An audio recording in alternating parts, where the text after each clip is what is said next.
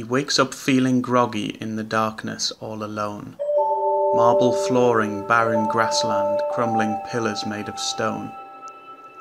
Heading for the light's a primal thought that's true and clear.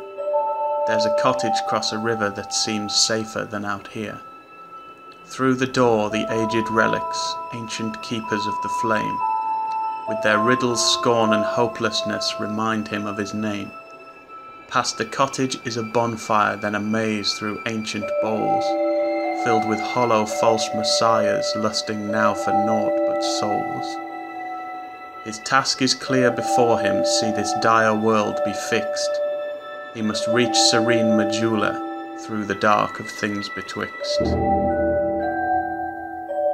After all the pain and dark and blood that lies behind, this island of tranquility brings thoughts of peace to mind. This place is full of curiosities, devoid of facts, of oubliettes and miracles, lost souls and talking cats. It's here he meets his first companion, staring out to sea. Seek those endowed with immense souls, then bring them back to me. Seek the king of Drangleic, that is the only way. Bearer of the curse, be strong, so hope won't fade away. This lost undead heads south and starts his quest to bring the light, down the slope and through the water, to the forest and the fight. Newfound strength is flowing through his body and his mind, as he utilizes souls that fallen rivals leave behind. Past the hollow soldiers and the fiends that guard the way, lays a brutal pained reminder of the sins of Vendrick's day. A giant roars defiance in the face of genocide, but for all the desperation its defense is swept aside. Now this lost undead has opened up a path to him, that deadly single-minded red-eyed floating seraphim. Once dead, the now clear battlements provide a chance to heal. Then he roughly gets abducted and flown to the lost Bastille. This place is cold and hard and bleak, there's no hope left to find, where the cursed were all imprisoned, out of sight and out of mind. The jailers shuffle awkwardly and hit like lumberjacks. There's rabid dogs and royal knights who always hunt in packs. Down the stairs and through the wall, a friend is there to find. Once called Steady Hand Macduff, poor soul has lost his mind. Through the mist the battle's joined, the sentinels attack. This lost undead stands not alone, now Belclair has his back. Through her faith the trio falls, she fades before his eyes. The first great soul is calling him, he's drawn to Sinner's Rise. Belfry Luna beckons, but it's just a small aside. This lost undead cares not for bellkeepers, where is your pride? Returning from the tower to the very upper floor, but strayed remains a statue with no fragrant branch of yore. Across the bridge and down the lift with crossbows left and right, here monsters dwell, unnatural hulking terrors of the night. He'd taken out the gargoyles for the old Bastille key, so he can light the oil and provide him light to see. He's reached his goal, a sinner, wretched martyr that she is. She's strong, she's fast, it doesn't help. The first great soul is his. Where he went south before, he now goes north from whence he came, where oversized protectors guard that ruined tower of flame. A long-lost nemesis awaits within the Church of Blue, but dark replaces light, and now there's one instead of two. A hollow shell of what once was a fabled knight of Gwyn. The real Ornstein perished in the lie of Gwyndolin. The dragon riders next to stand defiant without fear.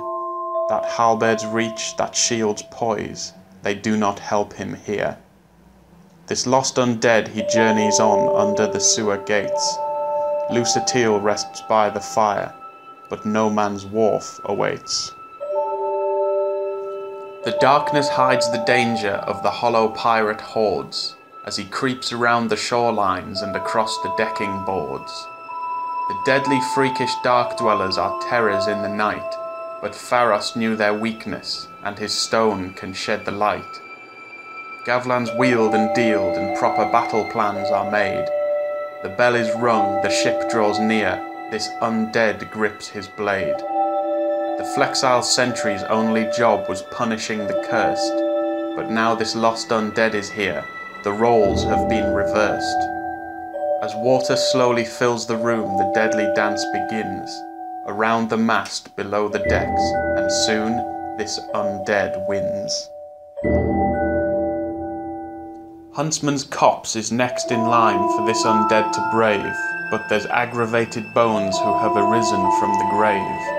The undead chariot fell down a hole eventually, after taking enough damage in the undead purgatory. Titchy grens upstairs, a scary midget in a hood. His followers are psychopaths, the Brotherhood of Blood. Across the bridge a fog gate stands beneath a waterfall, where 3 dead kings sit on dead thrones and rule from a dead hall. They spam their pyromancy until they can spam no more, and this lost undead moves onward to the Harvest Valley floor. Cloanne sits here on the path, she'd come to harvest stones. This lost undead is slightly scared. Why is she cradling bones? Poison fills the air the further down the path he goes, and there's hollows riding giants making legendary foes. Hiding in the deepest, darkest corner of the mines is an incandescent statue representing ancient times. Past the poison ticks awaits a giant demon leech, who flops around the battle like a whale washed on the beach. The fight is finished quickly by this undead demon's bane. He travels deeper into Earthen Peak, Mytha's domain. These agile, deadly mannequins in leather black and red, all blades and claws and poisoned bows, dear God, where is its head? Desert sorceresses appear to halt this undead's plans, hurling fiery death from special pyromancy fans. Now Gilligan has told an awful tale of doomed romance, so this lost undead must burn it down so he can stand a chance. The sign for Jester Thomas shines so brightly on the floor, and his pyromancy burns away the wardens at the door. Mytha tries her best to spear this undead and his friend, but the baneful queen's romantic nightmare finally finds its end. The Iron Keep is full of nimble armoured samurais, but he cuts through with fierce determination in his eyes.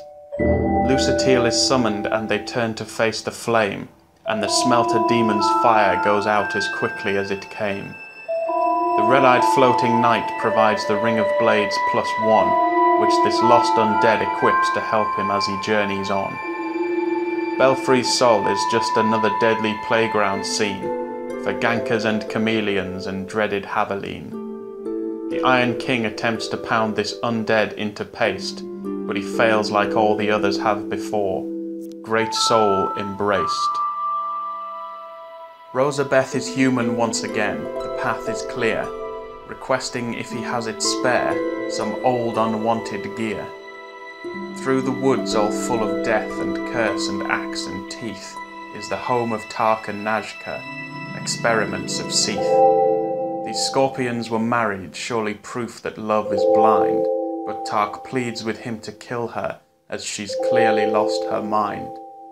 She starts the battle buried to her torso in the sand, casting soul spear after soul spear with the branch that's in her hand.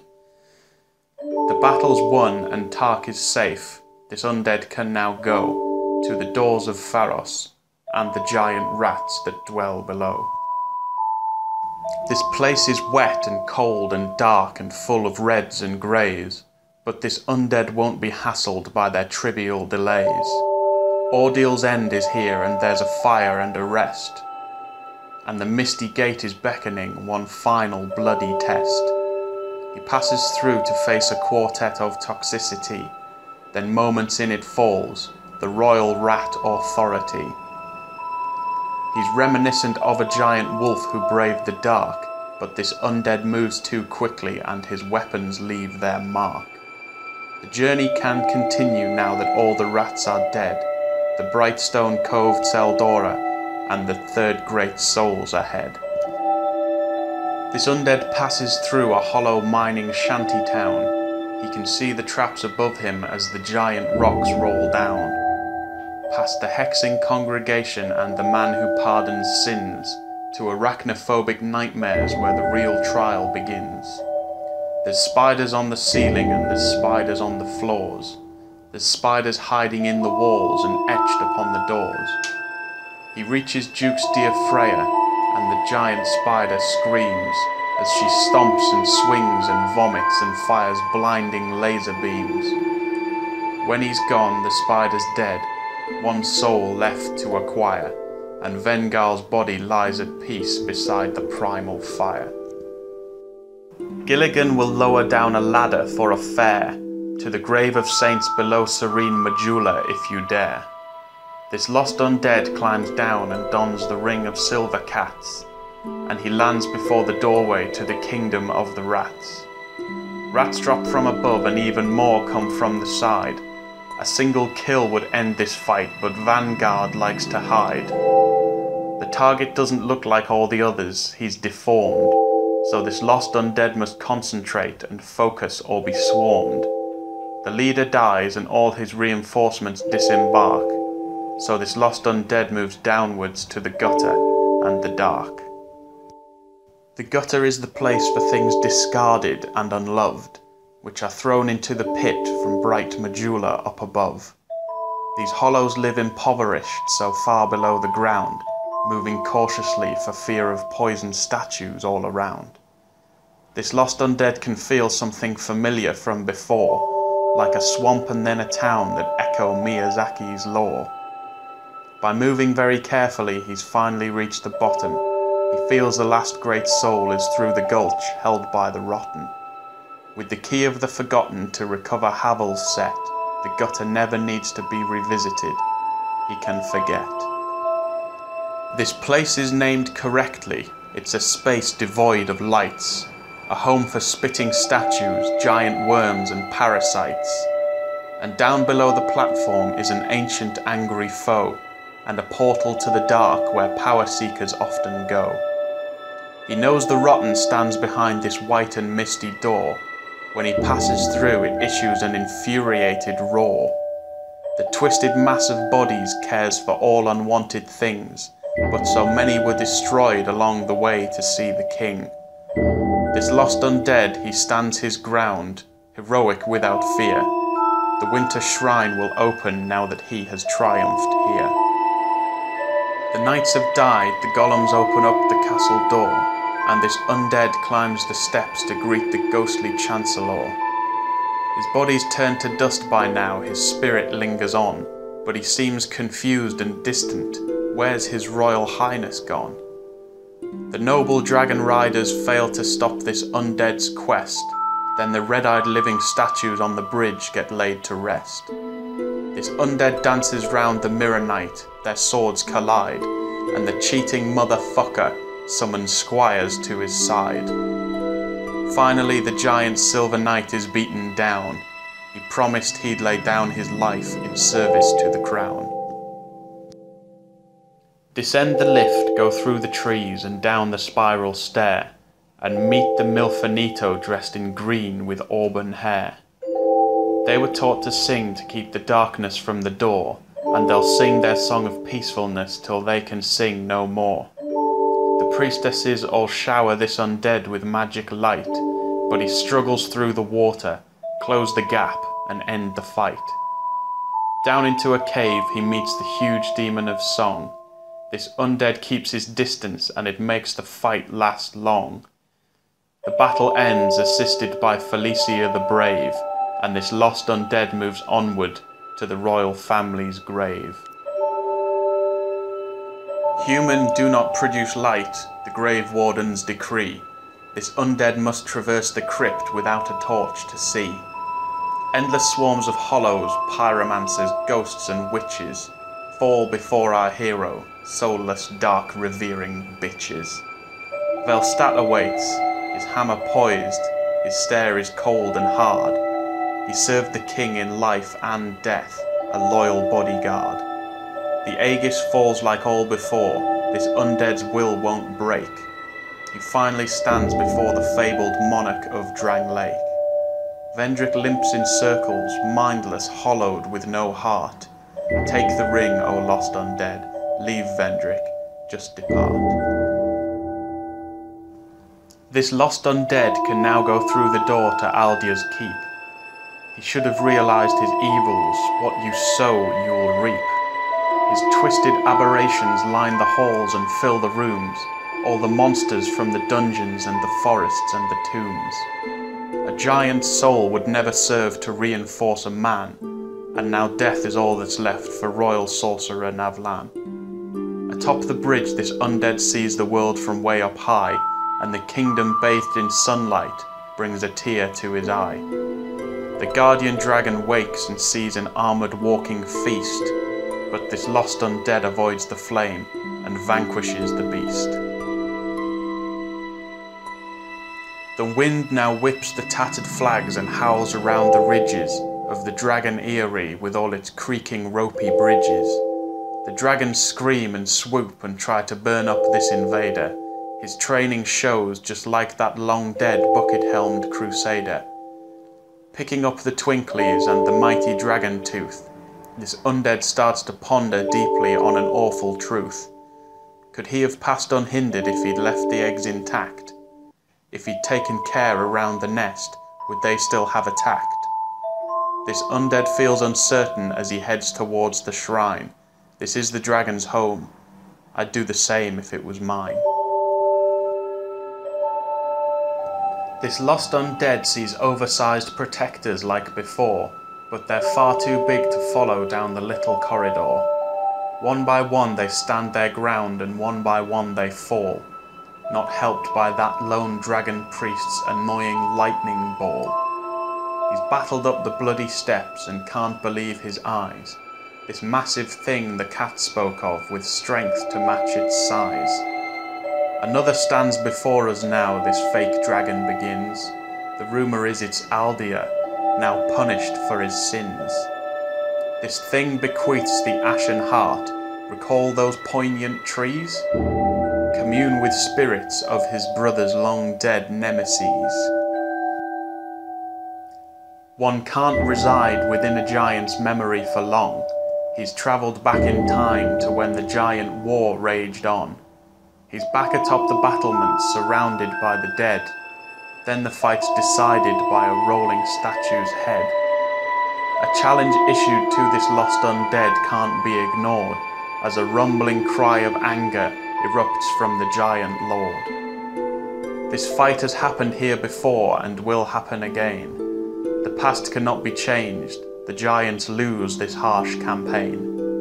This undead's lingered here too long, the mist begins to thin, but he's got what he came for, last prize of the giant's kin.